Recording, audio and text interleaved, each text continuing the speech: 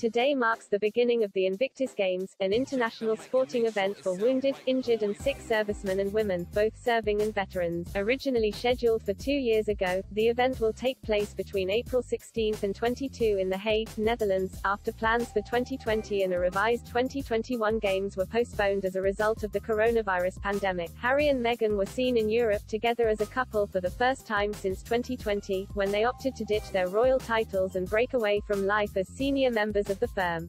Prior to their appearance in the Netherlands, Harry and Meghan visited the Queen at Windsor Castle. The Games remain among Harry's most cherished roles, and were first hosted in 2014, going on to attract huge audiences.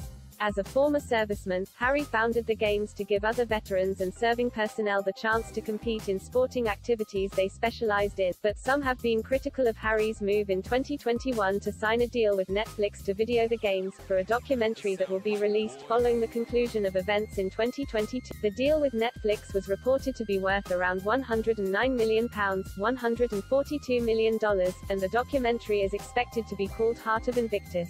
Among the critics was Loose Women's Jane Moore, who claimed the couple had only secured the deal because of who they are, not what they have proved they can do. Last year, Ms. Moore said it had irritated her that Harry and Meghan had been chosen for a huge funding package, as opposed to young talent. When asked whether they deserved the deal, she replied, "No." End of discussion. She continues, "It irritates the hell out of me.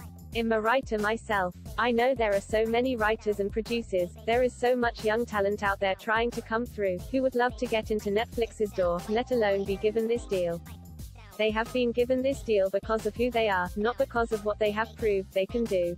Ms. Moore, who has also worked on shows such as Crime Watch, and published 5 books, admitted her issues with the deal would have been relinquished had they spent time building up a portfolio of work to demonstrate their talents. Instead, though, Ms. Moore added, "I'm all for if 10 years down the line, they have made lots of programs and come up quietly and got the deal, then that would be different. But I think, them just parachuting in is not good for the creative industry as a whole. Ryan Murphy has a deal, Shonda Rhimes, these are proven really good creative writers, producers, creators."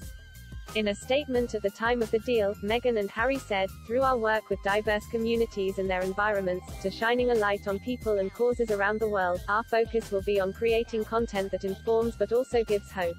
As new parents, making inspirational family programming is also important to us, as is powerful storytelling through a truthful and relatable lens." Some, however, have been less critical of the deal, including royal insider Marlene Koenig, who told Express.co.uk in 2021 that the deal was great and important for the couple.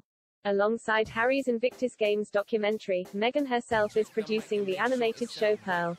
Pearl sees a year-old girl and her heroic adventures brought to life, as the character talks to noteworthy women from across the generations. Ms. Koenig said, "They're looking for projects that support what their work wants to be like in supporting minorities and mental health, telling stories that will be of interest."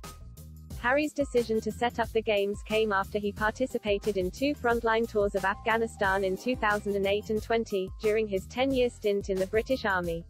Harry and Meghan's appearance in Europe comes a month after they didn't attend a memorial service for the Duke of Edinburgh, the royals' grandfather, in London.